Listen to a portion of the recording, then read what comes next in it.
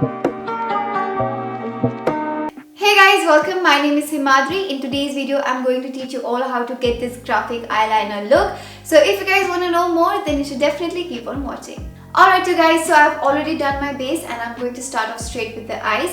And today I'll be using the Faces Matte Clay Eyeliner in the shade Blue. I'm going to zoom you guys in so you guys know what exactly I'm doing. I'm going to create the line very close to my lash line. So basically I'm going to start off from the center of my eye. Always remember that start off by creating a thin line and then you can gradually increase the thickness.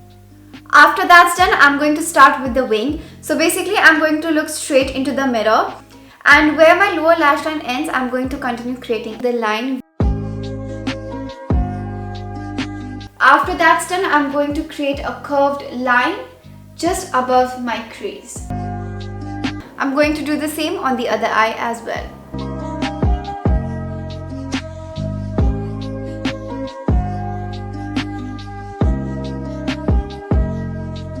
And I'll use the Maybelline Total Temptation Mascara.